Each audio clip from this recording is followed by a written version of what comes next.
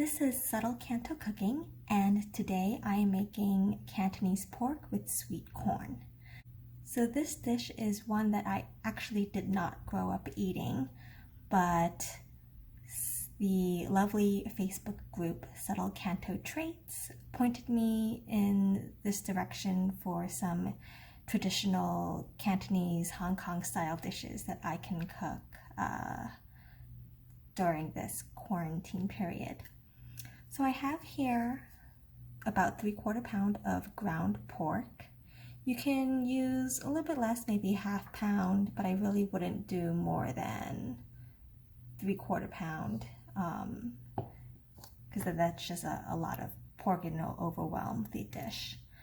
But to this I'm going to add about 2 teaspoons of soy sauce. You can be a little liberal with your soy sauce there. And a few dashes of white pepper.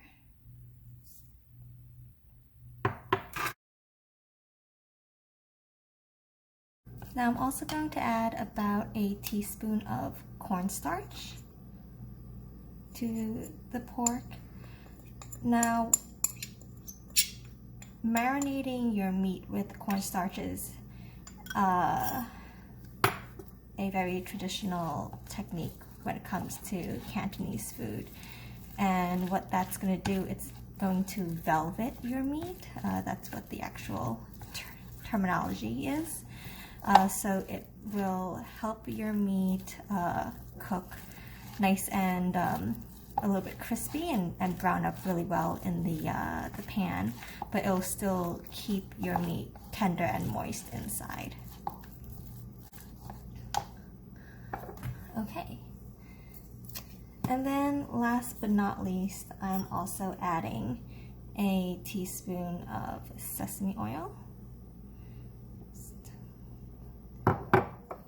distribute that over the pork and mix it in. You're gonna get a nice smell of the toasted sesame oil.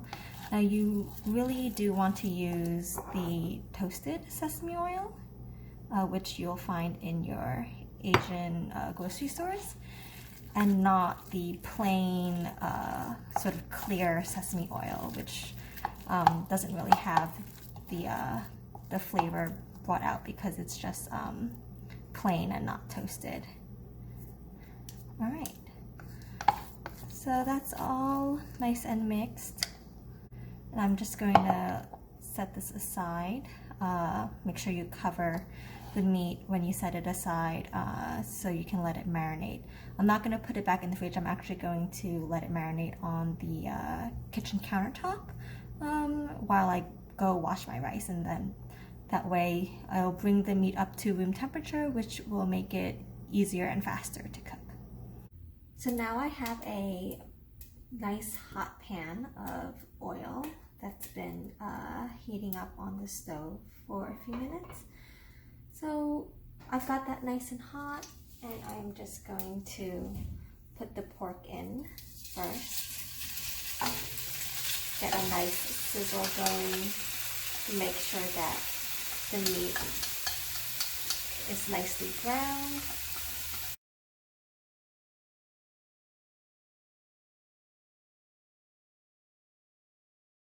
So with the pork going, I'm also going to add 4 cloves of minced garlic.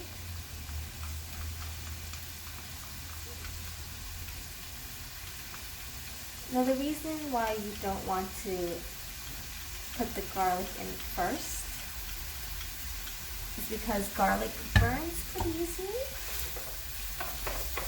So I just add it on top of the pork, that way the garlic gets mixed in with the meat, but still releases its flavor.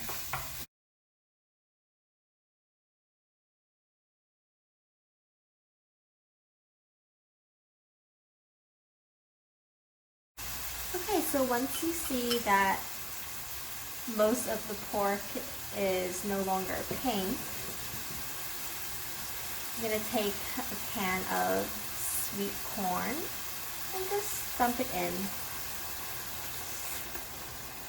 I use the sweet corn cream style because then it will just save me part of the work of having to cook down fresh corn and make some sort of corn broth. So now mix your pork and corn mixture together.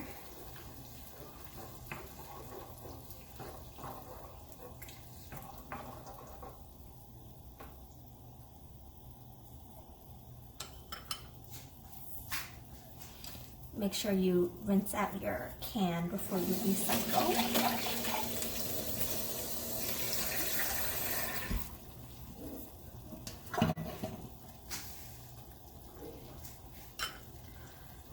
So as the pork and corn mixture starts coming back to a boil, you're gonna take a corn starch slurry, and what that is, it's 1 part cornstarch to 2 parts cold water. So I use a tablespoon of cornstarch and 2 tablespoons of water. And you're just going to layer that into the pork and corn mixture. Now what this is going to do, it's going to help thicken the corn mixture, so you get a nice sort of corn gravy that you can pour on top of your rice.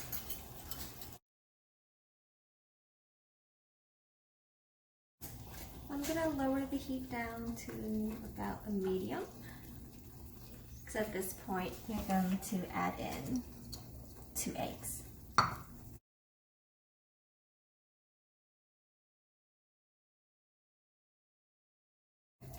Now the reason why I lowered the heat before adding the eggs in is because you want to really control the rate at which your eggs are cooking. I prefer my eggs on the runny side, so I did not want to add them on high heat and then have them just turn into scrambled eggs so quickly. Alright. So when you get to just about the consistency that you want, go ahead and add in about 3 scallions, finely sliced. Throw that all in there. And give that another stir.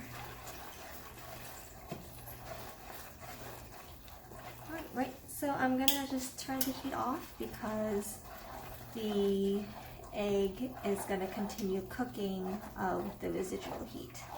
It's gonna continue cooking through carryover cooking. Okay, so I have plated some white rice and bok choy that I just steamed also in the rice cooker as the rice was cooking. So I'm just gonna spoon the pork and sweet corn over the rice there.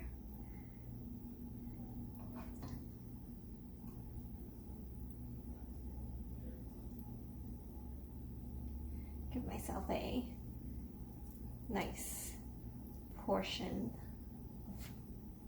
of pork.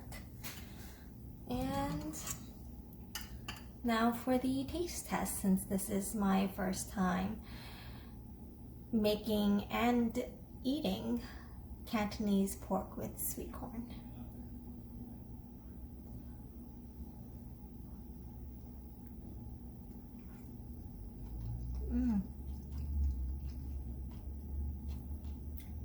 Delicious and very filling, as you can imagine. So here it is, Cantonese pork with sweet corn.